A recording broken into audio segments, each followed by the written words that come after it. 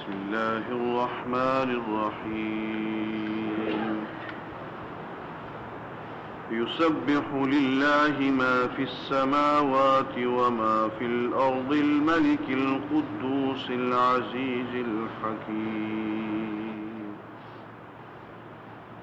هو الذي بعث في الأميين رسولا منهم يتلو عليهم آياته ويزكيهم ويعلمهم الكتاب والحكمة وإن كانوا من قبل لفي ضلال مبين صدق الله العظيم.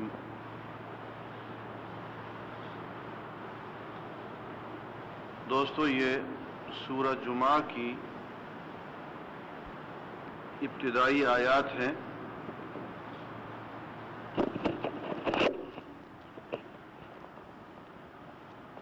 یسبح للہ ما فی السماوات وما فی الارض. ہر چیز جو کہ آسمانوں میں ہے اور زمین میں ہے اللہ تعالی کی تسبیح کر رہی ہے. وہ اللہ جو ملک ہے، حقیقی بادشاہ ہے. اصل بادشاہی تو اسی کی ہے، باقی لوگوں کی بادشاہیاں جو ہیں وہ تو مانگی ہوئی ہیں، وقتی ہیں، آج ہیں کل نہیں ہیں. لیکن اس کی بادشاہی کسی کی مانگی ہوئی نہیں ہے، اس کی اپنی ہے. دوستو، ایک بات کو ذرا غور سے سن لو اور یہیں سے پتہ چل جائے گا کہ شرک فی الصفات کیا ہوتا ہے. اللہ تعالی کی جو بھی صفت ہے وہ اس کی اپنی ہے، مانگی ہوئی نہیں ہے، محدود نہیں ہے، وقتی اور عارضی نہیں ہے. اس کے علاوہ اور ہر ایک کی جو بھی صفت ہے، اچھی یا جیسی بھی، وہ صفت اپنی نہیں ہے، مانگی ہوئی، اللہ کی دی ہوئی ہے. اور پھر تھوڑی سی ہے، پوری نہیں ہے، عارضی ہے، ہمیشہ کے لیے نہیں ہے.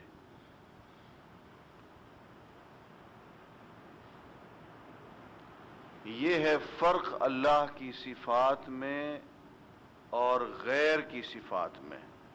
اللہ کے علاوہ باقی جتنے ان کو ہم ایک لفظ غیر کہا کرتے ہیں، غیر اللہ یا غیر.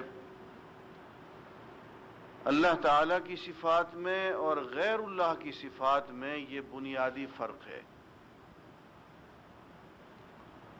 دیکھیے، علم کی صفت، آپ کہیں گے علم تو اللہ تعالیٰ میں بھی ہے اور علم انسان میں بھی ہے کہ صاحب وہ بہت بڑا عالم ہے، چلیے وہ بہت اچھا طالب علم ہے، علم کی صفت تو پھر بھی آ گئی. اس شخص کے پاس بہت سی معلومات ہیں، علم کی صفت آ گئی. لیکن یہ جو بہت بڑا عالم ہے، اس کے بارے میں کبھی آپ نے غور کیا کہ اس کا علم آیا کہاں سے؟ آپ خود ہی اس نے یہ علم اپنے اندر پیدا کر لیا؟ نہیں، یہاں سے لیا، وہاں سے لیا، وہاں سے لیا، مانگا ہوا ہے نا. اس سے بڑھ کے یہ کہ یہ علم حاصل کرنے کی صفت اللہ تعالیٰ نے اس کے اندر ڈالی، اپنی تو نہ ہوئی نا، ذاتی نہ ہوئی، اللہ کی عطا ہوئی. یہاں پہلا فرق ہو گیا. دوسری بات یہ ہے کہ عالم تو بہت بڑا ہے لیکن ہر چیز تو نہیں جانتا. ولی ہے، عالم ہے، نبی ہے، اتنا ہی جانتا ہے جتنا اللہ نے جنوا دیا. بات سمجھ میں آ رہی ہے نہیں؟ اب اللہ تعالیٰ بتانا چاہے تو سب کچھ بتا دے، نہ بتانا چاہے کسی معاملے میں تو کچھ بھی نہ بتائے۔ اب دیکھیں نا، اللہ کے نبی تھے حضرت یعقوب علیہ السلام، ان کے جگر کا ٹکڑا یوسف علیہ السلام، اس کو مار مار کے بھائیوں نے اسی شہر کنعان میں کنویں میں ڈال دیا، اور آ کے جھوٹ بولا اپنے باپ سے، اکلہ الذئب، اس کو تو بھیڑیا کھا گیا، اور یہ دیکھو یہ ہے اس کا کرتا، اور یہ اس پہ سے خون ہے اس کا، اور باپ بیچارہ بے بس ہو کے رہ گیا۔ نبی تھا، بہت بڑا نبی تھا، جس کو اللہ کی طرف سے وحی آتی تھی، لیکن وحی اتنی ہی آتی تھی جتنی اللہ تعالیٰ بھیجتے تھے۔ بس اتنی سی بات کو یاد رکھنا دوستو، وحی کیا ہے؟ چھپی ہوئی بات کا علم ہے، غیب کی بات کا علم ہے، لیکن اتنا ہی ہے جتنا اللہ تعالیٰ دے دے۔ اب وہ بیچارے ایڑیاں رگڑتے رہے، روتے روتے اندھے ہو گئے، ان کو یہ پتہ ہی نہیں چلا کہ میرا بیٹا تو ساتھ کنویں میں پڑا ہوا ہے، کسی نوکر کو بھیجوں، کسی مومن صادق کو بھیجوں اور اس کو وہاں سے اٹھوا لوں، یہ نہیں کر سکے بیچارے۔ 3 دن تک بیچارہ وہ کنویں میں بھوکا پیاسا ایڑیاں رگڑتا رہا حضرت یوسف، باپ کو پتہ نہیں چلا، ٹھیک ہے نا؟ اور جب بتانے پہ اللہ تعالیٰ آیا تو کیسے بتاتا؟ اب یہ سنیے، قرآن ہی کہتا ہے، ایک عمر بیت گئی، وقت گزر گیا، بھائی گئے مصر میں، لمبا قصہ آپ کو جانتے ہیں، گندم لے آئے، ایک مرتبہ پیسے نہیں لیے یوسف علیہ السلام نے، دوسری مرتبہ گندم لینے گئے، تو قصہ پورا آپ جانتے ہی ہیں۔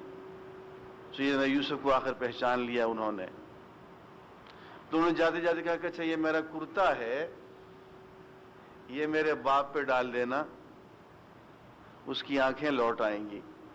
اور بھائی کرتا تو پہلے بھی لے گئے تھے، اور کرتے پہ ہی دکھایا تھا کہ یہ دیکھو خون ہے اس کا، اس کو بھیڑیا کھا گیا، اس کرتے سے تو کچھ نہیں ہوا۔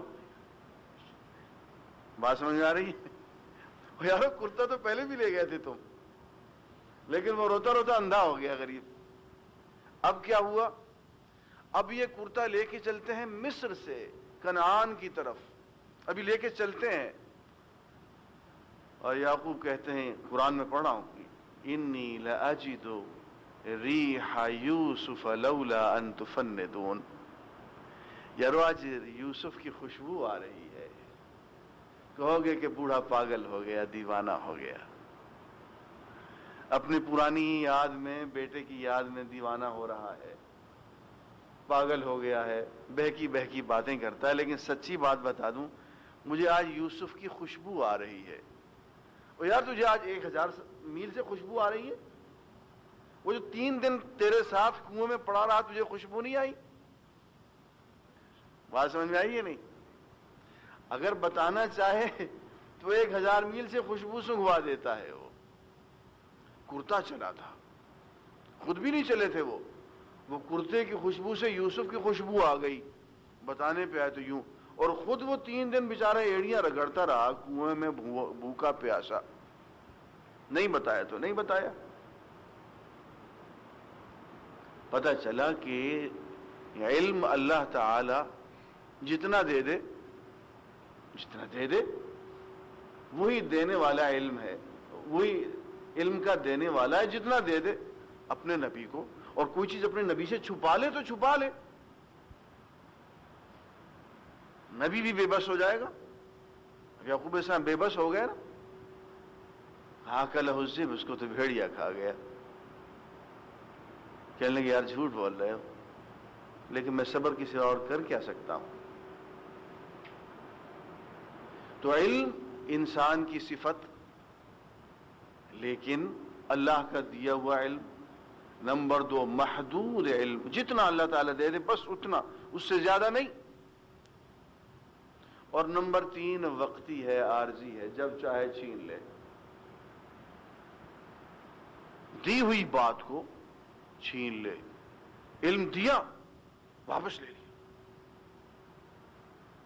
حضور اکرم صلی اللہ علیہ وسلم فرماتے ہیں کہ دیکھو میں گھر سے نکلا تو تھا تمہیں لیلۃ القدر بتانے کے لیے کہ لیلۃ القدر رمضان میں فلاں رات کو ہوتی ہے. آیا تو آپس میں دو صحابی جھگڑا کر رہے تھے. مسجد نبوی میں پہنچے نا تو دو صحابی جھگڑا کر رہے تھے. وہ مجھ سے بھلوا دی گئی. بات سمجھ میں آ رہی ہے نہیں؟ لیلۃ القدر کا علم کوئی معمولی چیز کا علم نہیں ہے بھائی. لیلۃ القدر خیر من الف شہر. بھائی میں آیا تھا تمہیں لیلۃ القدر بتانے کے لیے. یہاں پہ دو صحابی آپس میں جھگڑا کر رہے تھے. اس سے معلوم ہے کہ جھگڑے کی بڑی نحوست ہوتی ہے اور اس کے اثر نبی تک بھی پہنچ جاتا ہے. اس کا اثر پوری امت پہ پہنچ جاتا ہے.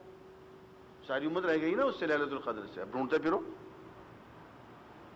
اب رمضان کے آخری 10 دن ایڈیاں کرتے رہو, بیٹھے رہو. خیر اس میں خیر ہوگی لیکن اتنی سی بات تو ہے نا کہ دیا ہوا علم واپس لے لیا کہ مجھے بتایا گیا تھا کہ یہ لیلۃ القدر ہے. اب وہ میں نے دو آدمیوں کو جھگڑا کرتے ہوئے دیکھا تو مجھ سے وہ علم واپس لے لیا گیا. مجھے بھلوا دیا گیا. دیا ہوا علم بھی واپس لے لیتے ہیں. بتا رہے ہیں کہ یہ ہمارا دیا ہوا ہے بھائی, تمہارا ذاتی علم نہیں ہے. انسان کے لیے کہا کہ وہ انسان بھی علیم بصیر ہے, سننے والا, دیکھنے والا ہے, جاننے والا ہے. لیکن اللہ تعالیٰ کے علم میں اور انسان کے علم میں یہ ہے بنیادی فرق. 3 باتوں کا فرق, یہ یاد رکھنا. ہر صفت میں یہی 3 فرق آپ کو نظر آئیں گے. تمام صفتوں اللہ تعالیٰ نے صفتیں بندوں کو دی ہیں نا. علم کی صفت دی, سماعت کی, بصارت کی, قدرت, طاقت, ارادہ, بہت سی چیزیں, بہت سی صفتیں ہیں انسان میں. یہ سب پہلی بات تو یہ کہ اس کی اپنی نہیں ہے, اللہ کی دی ہوئی ہے. دوسری بات یہ ہے کہ محدود ہے, غیر محدود نہیں ہے. تیسری بات یہ ہے کہ وقتی ہیں, عارضی ہیں, جب چاہے وہ واپس لے لے. اللہ تعالیٰ کا یہ معاملہ نہیں ہے. اس کی جتنی صفات ہیں, پہلی بات تو یہ ہے کہ اس کی ذاتی صفات ہیں. کسی سے اس نے مانگ کے پوری کی ہوئی نہیں ہے. وہ مانگنے والا اور لینے والا نہیں ہے, دینے والا ہے. دوسرا یہ کہ اس کی صفات غیر محدود ہیں, ناقص نہیں ہے, کامل ہے. کہیں کوئی کمی باقی نہیں رہ گئی ہے. علم ہے تو اتنا علم ہے کہ اس سے آگے علم کا کوئی تصور نہیں. علیم بذات الصدور, تمہارے دلوں کے چھپے ہوئے بھید وہ جانتا ہے. عالم الغیب والشہادہ, حاضر کو بھی جانتا ہے, غیب کو بھی جانتا ہے, کوئی چیز اس سے چھپی نہیں. اب یہ صرف اسی کی صفت ہے. انسان کی صفت اور رحمان کی صفت میں بنیادی فرق بتا رہا ہوں, صرف علم میں نہیں, تمام چیزوں میں. اب میں نے ملک کہا, الملک, ہمیں بادشاہ بنا تو دیا, اور یار تو بادشاہی لایا کہاں سے؟ وہ تو اللہ کی دی ہوئی ہے. قل اللہم مالک الملک تؤتی الملک من تشاء. یہ اقرار کروا رہا ہے کہ یوں کہو اے اللہ تو ہی ہے مالک ملک, جس کو چاہتا ہے ملک عطا فرما دیتا ہے. وتنزع الملک ممن تشاء, جس سے تو چاہتا ہے بادشاہت چھین لیتا ہے. وتعز من تشاء وتذل من تشاء, جس کو چاہتا ہے عزت دیتا ہے, جس کو چاہتا ہے ذلت دے دیتا ہے. عزت, ذلت, بادشاہی, زندگی, موت, ہر چیز تو اسی کی دی ہوئی ہے. فرمایا الملک, اصل بادشاہ وہ ہے. تم جو بظاہر لگتے ہو نا, تمہاری مانگی ہوئی ہے, پھر تمہاری بادشاہی بہت تھوڑی ہے. ہارون الرشید نے شیخ عبداللہ بن مبارک سے پوچھا کہ شیخ یہ بتائیے کہ اللہ تعالیٰ کی ہر کام میں مصلحت ہوتی ہے, اللہ تعالیٰ نے یہ مکھی کیوں پیدا کی؟ ہماری سمجھ میں نہیں آئی اس کی مصلحت. اللہ تعالیٰ نے مکھی کیوں پیدا کی؟ فرمانے لگے اللہ تعالیٰ نے مکھی اس لیے پیدا کی کہ متکبر بادشاہوں کے ناک پہ بیٹھ جائے اور ان کا غرور توڑے. یہ بادشاہ سے کہہ رہے ہیں کہ اللہ نے مکھی اس لیے پیدا کی کہ متکبر بادشاہوں کے ناک پہ بیٹھ جائے اور ان کا غرور توڑے. اب تیری بادشاہی کیا رہی؟ تو مکھی کو بھی نہیں ہٹا سکتا. مکھی تیرا کھانا لے کے چلی جائے، بھاگ جائے، تو اسے چھین نہیں سکتا واپس. واہ رے تیری بادشاہی. ہارون رشید غصے میں آ گیا، اپنی بیگم زبیدہ سے لڑ پڑا. کہنے لگا آج شام تک اگر تو میرے ملک کی سرحد سے باہر نہ نکل گئی تو تجھے 3 طلاقیں. تو اس کے بعد پھر شرمندہ ہو گیا، پریشان ہو گیا کہ یار غصے میں نے کہہ تو دیا، بنے گا کیا؟ تو عالم دین کو بلایا، اس نے کہا ہاں تو کوئی بات نہیں، تو بیوی کو مسجد میں بھیج دو نا، مسجد تمہاری بادشاہی سے باہر ہے. وہاں تیری بادشاہی نہیں. بیوی کو مسجد میں بھیج دو، وہ تمہاری سرحد سے باہر ہے.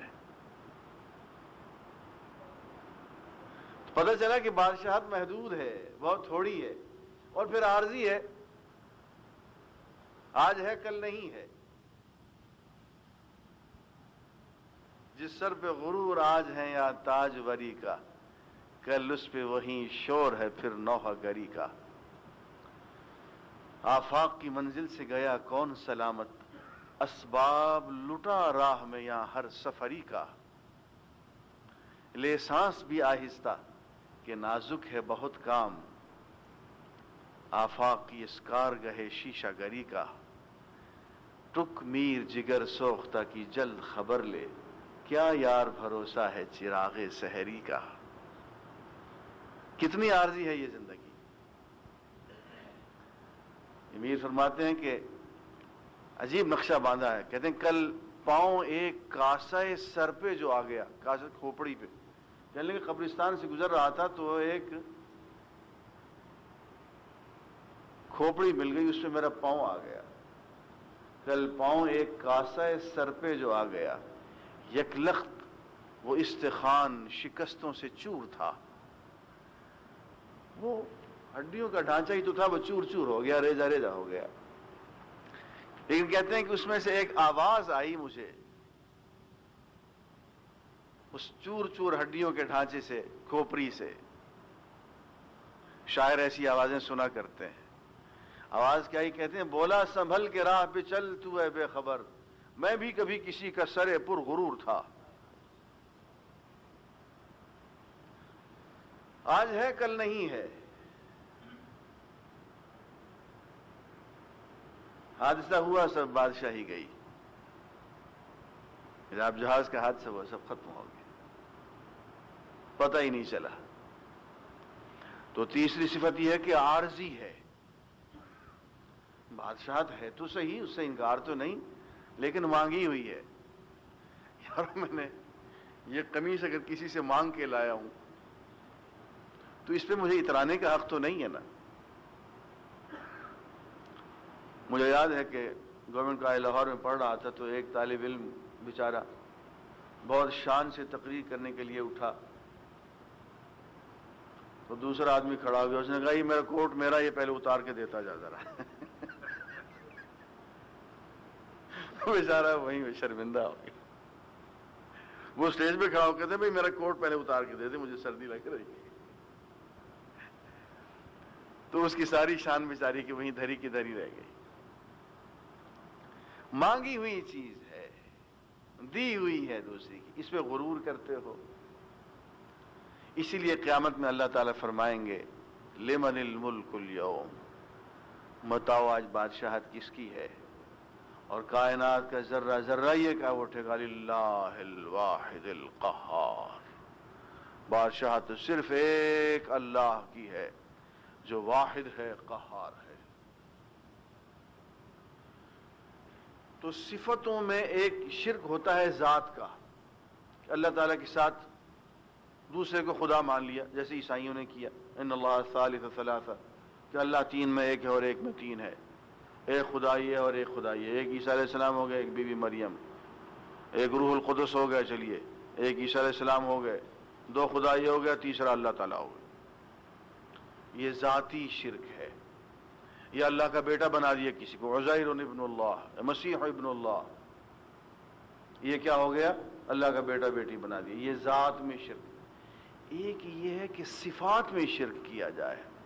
صفتیں صرف اللہ کی ہی ہیں دوستو، جو اس کی ہیں، کامل ہیں، لامحدود ہیں اور ہمیشہ اور دائم ہیں. انسان کوئی بھی ہو، عالم ہو، ولی ہو، صحابی ہو، نبی ہو، اس کی صفتیں ساری کی ساری اللہ کی دی ہوئی ہیں، محدود ہیں، عارضی ہیں. جب جس صفت وہ ہاتھ چاہے رکھے لے لے، واپس لے لے. تو وہ لوگ جو کسی بھی انسان میں کوئی بھی صفت دائمی مانتے ہیں، لامحدود مانتے ہیں، یا اس کی اپنی صفت مانتے ہیں، وہ شرک فی صفات کا شکار ہو رہے ہیں. فرمایا کائنات کی ہر چیز اللہ کی تسبیح کر رہی ہے. ایک انسان ہے، اس کو موقع دیا ہے کہ چاہے تو اپنی مرضی سے چاہے تو تسبیح کر لے، چاہے تو نہ کرے. موقع دیا ہے اس کو. اپنے پیار سے عبادت کرے، اپنے اختیار سے، اپنی آزادی سے عبادت کرے. چاہے تو کرے، چاہے تو نہ کرے. حساب کتاب تو بعد میں ہوگا، لیکن اس وقت پوری آزادی ہے. آپ کو کوئی پکڑ کے تو نہیں لایا نا جمعہ کی نماز میں؟ اپنی مرضی سے آئے ہیں، اپنی آزادی سے آئے ہیں. میں آپ کے سامنے باتیں کر رہا ہوں، خود سوچ کے کر رہا ہوں، اپنی آزادی سے باتیں کر رہا ہوں، کوئی مجھے مجبور نہیں کر رہا. فرشتوں کی یہ کیفیت نہیں ہے، کائنات کی کسی اور چیز کی یہ کیفیت نہیں ہے کہ اپنی مرضی سے چلے. یہ سورج بہت بڑا کوکب ہے، کوئی مرضی نہیں ہے اس بیچارے کی. لگا بندھا اس کا ایک راستہ ہے، اسی راستے پہ جا رہا ہے، چل رہا ہے. والشمس تجری لمستقر لها ذلك تقدیر العزیز العلیم. یہ سورج ایک مستقر پہ جاری ہے، رواں دواں ہے. ذالک تقدیر العزیز العلیم. یہ اس کا باندھا ہوا راستہ ہے، اس کا باندھا ہوا ایک نظام ہے جو کہ عزیز ہے، علیم ہے. لا الشمس ينبغي لها ان تدرك القمر ولا الليل سابق النهار كل في فلك يسبحون.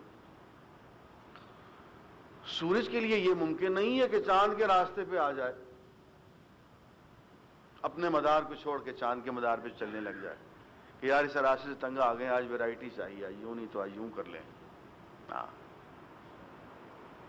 ایسا نہیں ہے کہ جب رات آنی چاہیے تو رات کی بجائے دن آ جائے، دن آنا چاہے تو دن کی بجائے رات آ جائے. آدھے سیکنڈ کا بھی فرق نہیں ہوگا. تمام سیارے، تمام کوکب اپنے اپنے مدار پہ ٹھیک طریقے سے رواں دواں ہے. یہ اس کا بنایا ہوا نظام ہے جس کو وہ تقدیر کہتا ہے. ذالک تقدیر العزیز العلیم. اس کا ایک بندھا ہوا نظام ہے. اس تقدیر کے پابند ہر چیز ہے. انسان کو آزادی دی گئی ہے کہ اللہ کے احکام کا پابند. علامہ صاحب فرماتے ہیں کہ تقدیر کے پابند نباتات و جمادات، مومن فقط احکام الہی کا ہے پابند. انسان جو ہے اس کو آزادی دی گئی ہے، چاہو تو عبادت کر لو، چاہو تو اللہ اور اس کے رسول سے پیار کر لو، اور نہ چاہو تو یہاں گلچرے اڑا لو. فرمایا آسمانوں میں اور زمین میں جو کچھ ہے سب اللہ کی تسبیح کر رہا ہے، اس کی عبادت کر رہا ہے، اس کے ایک لگے بندھے نظام کے مطابق چل رہا ہے. اس کی تسبیح کی حقیقت کیا ہے؟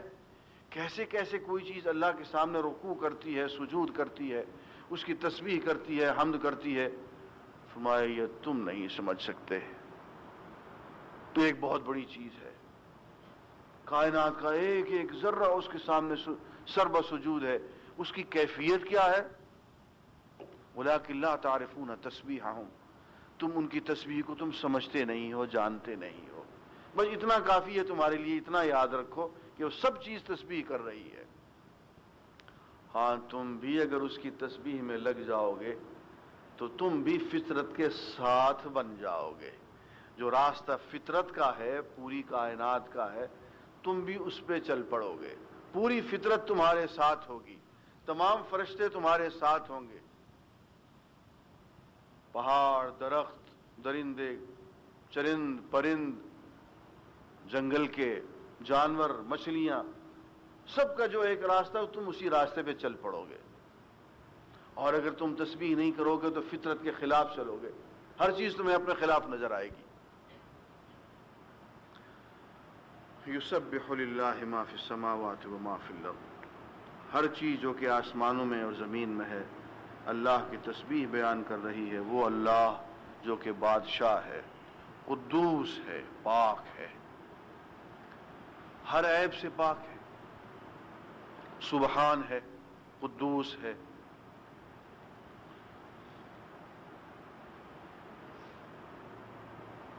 ہر چیز سوائے اللہ کے اس میں کوئی نہ کوئی کمی ضرور ہے. اللہ کی ذات ایک ایسی ہے جس میں کوئی کمی نہیں، کوئی کمزوری، کوئی نقص، کوئی عیب، کوئی خرابی نہیں. یہی ہے جس کو ہم کہتے ہیں سبحان اللہ. اللہ تمام کمزوریوں سے پاک ہے.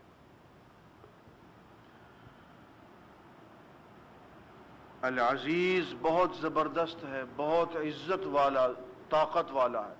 الحکیم اور بہت حکمت والا ہے، دانش مندی والا ہے. هو الذی، یہ وہی اللہ ہے، بعث فی الامیین رسولا منہم، جس نے بعث بھیجا، فی الامیین امی لوگوں میں، ان پڑھ لوگوں میں، رسولا ایک رسول، منہم انہی میں سے، باہر سے نہیں آئے. بعث فی الامیین، امیوں میں ایک رسول بھیجا، رسولا رسول بھیجا، منہم انہی میں سے. دوستو انہی میں سے تھے تو انہی کو سیدھا کر گئے، انہی میں سے تھے تو ان لوگوں نے اتباع بھی کر لی. اگر نعوذ باللہ اگر رسول صلی اللہ علیہ وسلم جنات میں سے ہوتے تو ہمارے لیے اتباع کرنا مشکل ہو جاتا. اگر فرشتوں میں سے ہوتے پھر بھی ہمارے لیے اتباع کرنا مشکل ہو جاتا. وہ بحیثیت انسان کے، انسانوں میں سے آئے. ہاں ایک بہت بڑا درجہ ہے کہ وہ نبی تھے، رسول تھے، اللہ تعالیٰ کی حفاظت تھی ہر وقت ان پہ، کسی گناہ کا صدور ان سے ممکن نہیں تھا. اس کو کہتے ہیں معصوم. اور جس دن سے پیدا ہوا اسی دن سے ہی، ایسا نہیں کہ نبی بننے کے بعد نبی معصوم ہوتا ہے. جس دن سے پیدا ہوتا ہے اللہ تعالیٰ کے عصمت کا سایہ اس پہ آ جاتا ہے. حدیث شریف میں آتا ہے کہ ایک مرتبہ حضور اکرم صلی اللہ علیہ وسلم نے چاہا، اب یہ ہے تقاضۂ بشری، چاہا کہ فلاں جگہ ایک محفل ہے گانے بجانے کی، چلے جائیں. چل پڑے. اب راستے میں عصمت آ گئی، اللہ کی حفاظت. اتنی زور کی نیند آئی کہ سو گئے، اور جاگ اس وقت آئی جب کہ محفل ختم ہو چکی تھی. بات سمجھ میں آئی ہے نہیں؟ تقاضۂ بشری موجود ہے، اللہ کی حفاظت بھی موجود ہے، تاکہ کوئی غلط نشانی نہ بن پائے. کل کوئی یہ نہ کہہ سکے واہ رے نبی صاحب آج ہمارے سامنے نبوت کا اعلان کرتے، پھر تو کل ہمارے سامنے بیٹھ کے فلاں طوائف کا تو گانا سن رہے تھے تم. مشکل ہو جاتی نا. نہیں، نیند آ گئی. اور یہ 2 مرتبہ ہوا ایسا، حدیث میں آتا ہے. اس کو کہتے ہیں عصمت، معصومی. اللہ تعالیٰ انبیاء کو معصوم بناتا ہے، لیکن تقاضۂ بشری باقی رہتا ہے، مگر اس پہ اللہ تعالیٰ کی حفاظت ہوتی ہے کہ گناہ نہیں کرنے دیتے. حفاظت ہوتی ہے. نیند آ جائے، کوئی شکل پیدا ہو جائے. اب سیدنا یوسف علیہ السلام تیار ہو گئے بیچارے، سچی سچی بات ہے قرآن مجید میں، وَلَقَدْ هَمَّتْ بِهِ، اس عورت نے تو ارادہ کر ہی لیا تھا یوسف علیہ السلام کا. وَهَمَّ بِهَا، اور یوسف بھی ارادہ کر چلے تھے. لَوْلَا أَن رَأَىٰ بُرْهَانَ رَبِّهِ، اگر وہ اپنے پروردگار کی طرف سے خاص برہان نہ دیکھتے۔ اب کیا برہان تھی؟ اب حدیث میں بہت سی شکلیں نظر آتی۔ ایک ایسی نشانی ان کو نظر آ گئی اللہ کی طرف سے کہ وہ یوسف زلیخا کا اور اس عورت کا حسن جو ہے نا وہ پانی ہو گیا ان کے مقابلے میں، چلے گئے فوراً، تالے توڑتے ہوئے، دروازوں کو توڑتے ہوئے چلے گئے۔ لولا ان رأى برہان ربہ، اس لیے کہ یوسف کو نبی بنانا تھا۔ حفاظت آ گئی، چھوڑ کے چلے گئے۔ یہ ہوتی ہے عصمت۔ اس لیے یہ مت کہا کریں کہ نبی جو ہے بشر ہے اور ہم جیسا بشر ہے، ان معنوں میں کچھ سے بھی گناہ ہوتے ہیں، نعوذ باللہ، ایسا نہیں ہے۔ گناہ تو بہت بڑی چیز ہے دوستو۔ معمولی غلطی بھی اگر ہو جاتی ہے، غلطی ان معنوں میں کہ نبی سمجھتا ہے کہ یہ صحیح ہے، ایسا ہونا چاہیے، یہی اللہ کا حکم ہے، اور اللہ کی وہ مرضی نہ ہو تو وہیں ٹوک دیا جاتا ہے کہ نہیں نہیں نہیں نہیں نہیں یہ غلط ہو گیا، یوں نہیں یوں کر لو۔ چھوٹی سی اجتہادی غلطی ہم کہتے ہیں۔ ایک تو غلطی ہوتی ہے نا کہ آدمی سے سرزد ہو جاتی ہے، ایک ہوتی ہے اجتہادی غلطی۔ وہ غلطی کیا ہے کہ مجتہد سمجھنے والا یہ سمجھ رہا ہوتا ہے کہ یہ حق ہے اور وہ حق نہیں ہوتا۔ اس کی دو مثالیں دیتا ہوں۔ حضور اکرم صلی اللہ علیہ وسلم، آپ کی صفت قرآن میں بیان کی گئی ہے رؤوف الرحیم۔ صفات تو یہ اللہ کی ہے نا، لیکن وہ فرق ملحوظ رہے، وہ جو میں نے 3 فرق بتائے ہیں۔ حضور کو رؤوف الرحیم کہا گیا۔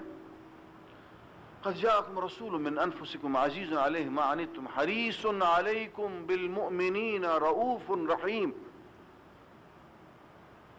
آ گئے ہیں تمہارے پاس رسول آ گئے، حریص بڑا حرص رکھتے ہیں۔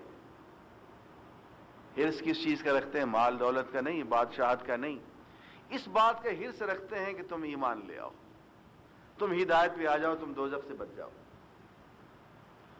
اور یہ حرص کیوں ہے کہ وہ رؤوف رحیم ہے، رأفت ہے، رحمت ہے۔ اب اس رأفت اور رحمت کا تقاضا یہ تھا کہ حضور اکرم صلی اللہ علیہ وسلم نے قریش کے لیڈروں کو بلایا اور ان سے گفتگو فرما رہے تھے، دین کی تبلیغ کر رہے تھے۔ اتنے میں ایک نابینا عبداللہ بن ام مکتوم آ گیا حضور کی مجلس میں، اور نابینا چونکہ آگے پیچھے بیچارہ دیکھتا تو کچھ ہے نہیں، اکثر یہ دیکھا گیا کہ وہ اپنی ہی ہانکتا رہتا ہے۔ تو حضور کو اس وقت یہ خیال ہوا کہ آج ان لیڈران قریش سے بات کرنے کا موقع ملا ہے، تبلیغ کا موقع ملا ہے۔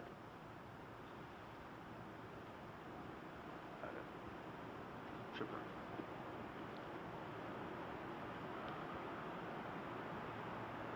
تو اب یہ بیچارہ نابینا آ گیا، اب یہ اپنی ہانکے گا اور کام خراب ہو گیا۔ مبلغ کی بہت پریشانیاں ہوتی ہیں کہ بھئی یہ آج بات نہیں کرنے دے گا اور اپنی ہانکے گا، اپنے سوالات کرے گا۔ تو اس کے آنے پہ حضور کو خوشی نہیں ہوئی۔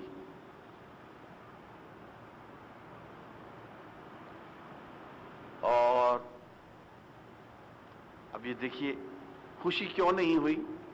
کوئی دکانداری تو نہیں کر رہے تھے نا، کوئی سودا سلف تو نہیں بیچ رہے تھے، کسی کے ساتھ، کسی گاہک کے ساتھ یا کسی پارٹی کے ساتھ کوئی تعاقد اور کوئی ڈیل تو نہیں لکھ رہے تھے نا، اللہ کی تبلیغ کر رہے تھے، دین کی تبلیغ کر رہے تھے۔ اب وہ ان کا اس وقت کا نظریہ یہ تھا کہ یار اس شخص کا اس وقت آنا کچھ ٹھیک نہیں ہوا، یہ کام خراب کرے گا۔ اب یہی بات اللہ تعالیٰ کو پسند نہیں آئی، فرمایا عبس وتولی ان جاءہ الاعمی، تیوری چڑھا لی، منہ پھیر لیا اس بات پہ کہ ایک نابینا آ گیا۔ یہ بات پسند نہیں آئی، حالانکہ یہ بات دوستو حضور نے جو کی تھی انتہائی نیک نیتی سے کی تھی نا، تبلیغ کے لیے کی تھی. اس کو کہتے ہیں اجتہادی غلطی. اپنی طرف سے پوری نیک نیتی سے ایک فیصلہ کیا، ایک رائے رکھی، لیکن اللہ تعالیٰ کی رائے اس کے بالکل نہیں، ایسا نہیں. اور ایک مثال سنیں، جنگ بدر ہوئی، اس میں کچھ لوگ قیدی بنا لیے گئے قریش کے. اب مسئلہ اٹھا کہ ان قیدیوں کے ساتھ سلوک کیا کیا جائے. سیدنا عمر کی رائے یہ تھی کہ ان سب کو قتل کیا جائے، اس لیے کہ یہی لوگ فساد کی جڑ ہیں اور یہی لوگ ہمارے لیے مسائل پیدا کرتے رہے ہیں. ان سب کو اگر قتل کر دیا گیا تو تمام قریش کو آئندہ عبرت ہوگی، تمام کفار کو آئندہ کے لیے عبرت ہوگی، اور جو خرابی کی اصل جڑ ہے وہ کٹ جائے گی، اور آئندہ دین کے لیے راستہ جو ہے آسان ہو جائے گا، تبلیغ کا راستہ. سیدنا ابو بکر صدیق نے کہا کہ نہیں، ایسا نہ کریں، بلکہ ان کو ایک موقع دیں، اور دوسری بات یہ ہے کہ ہمیں مالی ضرورت ہے، ان سے پیسہ لیں اور ان کو چھوڑ دیں. ان میں جو پڑھے لکھے ہیں ان کو مجبور کریں کہ ہمارے بعض لوگوں کو پڑھنا لکھنا سکھا جائے، باقی سے فدیہ لیں اور چھوڑ دیں. اب سچی بات یہ ہے کہ ہم بھی اگر وہاں ہوتے تو سیدنا ابو بکر صدیق کی رائے ہمیں زیادہ اچھی لگتی، کہ ابھی ان کے مرنے سے ہمیں کیا فائدہ، پیسہ آ رہا ہے بہت بڑی مقدار میں، قریش کی دولت آ رہی ہے، اور پھر یہ ایک چوٹ کھا کے جا رہے ہیں، سوچیں گے شاید یہی مسلمان بھی ہو جائیں، جانے دو. حضور اکرم صلی اللہ علیہ وسلم کو سیدنا ابو بکر صدیق کی یہ رائے پسند آ گئی، ان کو فدیہ لے کے چھوڑ دیا. اب جو قرآن مجید میں آیات آئی ہیں وہ بڑی سخت ہیں دوستوں. وَمَا كَانَ لِنَبِيٍّ أَن يَكُونَ لَهُ أُسْرَةٌ حَتَّى يُثْخِنَ فِي الْأَرْضِ. یہ نبی کا کام نہیں ہے کہ وہ اس کے یوں قیدی ہوں، ان سے وہ فدیہ لے. اس کا یہ کام ہے کہ برائی کی جڑ کاٹ کے رکھ دے. ان کو قتل کر دینا ضروری تھا، آپ نے چھوڑ دیا. سورہ انفال ہے، پڑھ کے دیکھ لیجئے. سورہ توبہ یا انفال؟ انفال ہے. تیسری مثال لیتا ہوں. دیکھیے، نبی اپنی طرف سے بہت سوچ سوچ کے صحیح قدم اٹھاتا ہے، لیکن اس میں ذرا سی بھی غلطی ہو تو اللہ تعالیٰ اس کو فوراً ٹوک کے سیدھا کر دیتے ہیں. اس لیے کہ نبی کو ہزار سال تک نبی رہنا ہے، اس پہ عمل کرنا ہے لوگوں نے، اس کی ایک ایک زندگی پہ ایک ایک چیز، ایک ایک عمل اس کا سنت ہے. غزوہ تبوک کا آپ نے اعلان فرما دیا. اب کچھ لوگ آئے، انہوں نے کہا جی ہماری تو یہ مجبوری ہے، ہماری یہ مجبوری ہے، ہماری یہ مجبوری ہے، ہم معافی چاہتے ہیں، ہم وہ جا نہیں سکتے غزوہ تبوک میں. اگر نہیں جاتے تو نہ جاؤ، ٹھیک ہے، جاؤ جاؤ، کوئی بات نہیں جاتے تو نہ جاؤ. اب حضور اکرم صلی اللہ علیہ وسلم تو دیکھ رہے تھے کہ یہ آدمی منافق ہے، نہیں جاننا چاہتا، اس کو مجبور کرنے سے فائدہ نہیں.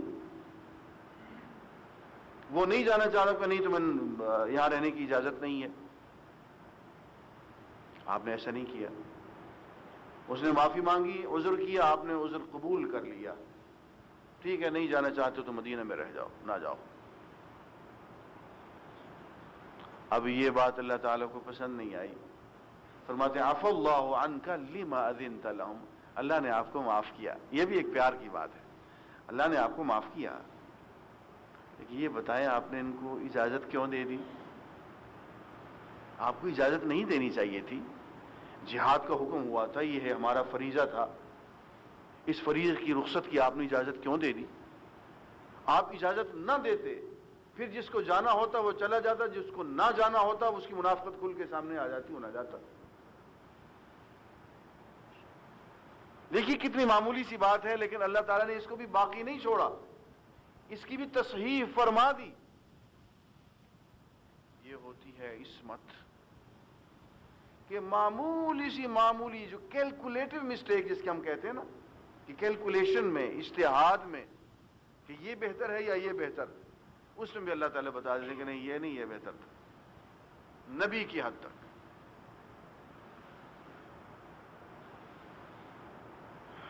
وَالَّذِي بَعَثَ فِي الْأُمِّيِّينَ رَسُولًا، وہ ہے جس نے کہ ان پڑھ لوگوں میں رسول بھیجا، منہم انہی میں سے۔ اور یہ بہت بڑی دلیل ہوتی ہے نبی کے حق میں۔ حضور اکرم صلی اللہ علیہ وسلم کی جو نبوت کے حق میں سب سے بڑی دلیل تھی وہ یہ تھی، آپ نے جیسے قرآن مجید میں آیا کہ آپ نے فرمایا کہ وَقَدْ لَبِثْتُ فِيكُمْ عُمْرًا مِّن قَبْلِ أَفَلَا تَعْقِلُونَ، میں نے تمہارے درمیان اس سے پہلے ایک عمر گزاری ہے، پورے 40 سال گزارے ہیں، میں خلا سے اتر کے نہیں آ گیا ہوں، تو مجھے جانتے نہیں ہو، پہچانتے نہیں ہو، عقل سے کام نہیں لیتے ہو کہ میں کون ہوں؟ اپنی زبان سے تو مجھے صادق کہتے رہے، امین کہتے رہے، سب کچھ کہتے رہے، اور اب آ کے میں نے تمہارے ایک دھیلے کے لیے تو کبھی جھوٹ بولا نہیں، ایک پائی کے لیے تو میں نے کبھی جھوٹ بولا نہیں، جھوٹ بولوں گا تو اللہ پہ بولوں گا، اتنا نہیں سمجھتے ہو تم؟ میں رسولاً منہم، انہی میں سے رسول بھیجا۔ اب رسول کا کام کیا ہے؟ یہ 4 کام ہیں، ان کو ذرا غور سے سن لیں۔ یتلو علیہم آیاتہ، ان پہ اللہ تعالیٰ کی آیات کی تلاوت کرتا ہے، اللہ تعالیٰ اس پہ آیات نازل کرتا ہے اور وہ آیات لوگوں کے سامنے پڑھ کے سنا دیتا ہے کہ لوگوں یہ دیکھو، یہ حکم نازل ہوا ہے تمہارے بارے میں، اس موقع کے بارے میں، اس موقع محل پہ یہ حکم لاگو ہو رہا ہے اللہ کا، یہ غور سے سن لو۔ اللہ کے احکام، اللہ کی آیات، اس کے فرامین پڑھ کے سنا دیتا ہے۔ وَيُزَكِّيهِمْ، ان کو پاک بنا دیتا ہے، ان کو تزکیہ عطا فرماتا ہے،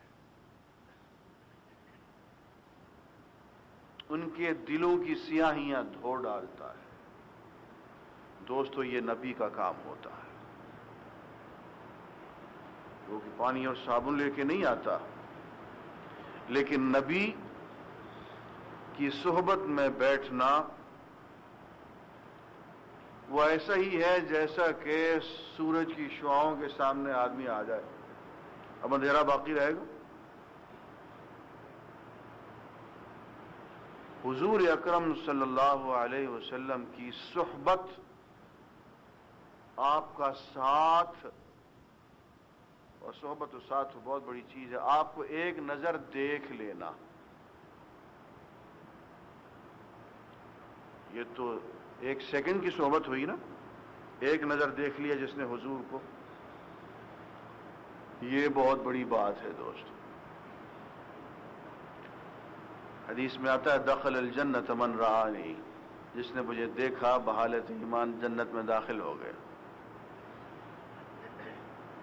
صحابی کون ہوتا ہے؟ جس نے حضور کو بحالت ایمان دیکھا ہو اور بحالت ایمان اس کی وفات ہو گئی، وہ صحابی ہے۔ ایک مرتبہ حضور کو بحالت ایمان دیکھ لیا اور ایمان کی حالت میں فوت ہو گیا تو صحابی ہے۔ اب اس کا درجہ دنیا جہان کے تمام اولیاء اللہ سے اونچا ہے۔ ما دخل الجنت من رآنی، جس نے مجھے دیکھا وہ جنت میں داخل، وہ دخل الجنت من رآ من رآنی، جس نے مجھے دیکھنے والے کو دیکھ لیا وہ بھی جنت میں داخل ہو گیا۔ جس نے صحابی کو دیکھ لیا بحالت ایمان اور وفات پا گیا وہ تابعی ہو گیا، وہ بھی جنتی ہے۔ یہ چند لمحوں کی صحبت کا نتیجہ ہے۔ یزکیہم، ان کو پاک بنا دیتا ہے، ان کی تطہیر کرتا ہے، ان کا تزکیہ کرتا ہے نبی، ان کے دلوں کی سیاہیاں دھو ڈالتا ہے۔ کیسے دھو ڈالتا ہے؟ ان کو قرآن پڑھاتا ہے، حق اور باطل میں تمیز کر کے دکھا دیتا ہے، حق پہ چلنا سکھا دیتا ہے، اللہ کی محبت پیدا کر دیتا ہے، ذکر اور فکر عطا فرما دیتا ہے، اللہ کا قرب حقیقی عطا فرما دیتا ہے۔ جو بھی نیک نیتی سے حضور کی صحبت میں آیا منٹوں سیکنڈوں میں بدل کے چلا گیا. اب دیکھیے ایک آپ کو ایک بات تو لطیفے کی ہے سنا دیتا ہوں کیسے تزکیہ ہو جاتا. حضور اکرم صلی اللہ علیہ وسلم گزر رہے تھے تو ایک چوراہے پہ ایک نوجوان عورتوں کو تاک رہا تھا. تاک جھانک کرتے نا نوجوان عورتوں کو. اب جو حضور کو دیکھا تو ڈر گیا. وہ آپ نے پوچھا بھائی کیا کر رہے تھے؟ اس نے کہا یا رسول اللہ میرا گھوڑا ہے ایک اور بہت سرکش گھوڑا ہے اور وہ قابو میں نہیں آتا اور وہ کہیں بھاگ گیا اور میں اس کو ڈھونڈ رہا ہوں پتہ نہیں کہاں گیا. آپ میں اللہ تعالیٰ تیرے سرکش گھوڑے کو تیرے تابع بنا دے تیرے قابو میں لے آئے. جملے پہ ذرا غور فرمائیے. اور دعا بھی ہے جملہ بھی ہے اس میں تعلیم بھی ہے سب کچھ ہے. اور یہ صرف نبی کا انداز ہوتا ہے. اس کو ذلیل نہیں کیا کہ جھوٹ بول رہے ہو میرے سامنے مجھ پہ تو اللہ کی وحی آتی شرم نہیں آتی ہے میرے سامنے جھوٹ بولتے ہوئے کھڑے ہو عورتوں کی تانگ جھانک کرنے کے لیے اور کہتے ہو میرا گھوڑا سرکش گھوڑا گم ہو گیا. ذلیل نہیں کیا اس کو. سے فرمایا کہ اللہ تعالی تیرے سرکش گھوڑے کو تیرے قابو میں لے آئے. بات بھی ہو گئی پوری بات ہو گئی نا کوئی چیز چھوڑی تو نہیں. دعا بھی ہو گئی تعلیم بھی ہو گئی ہدایت بھی ہو گئی. وہ بیچارہ دل میں شرمندہ ہوا لیکن ذلیل نہیں ہوا.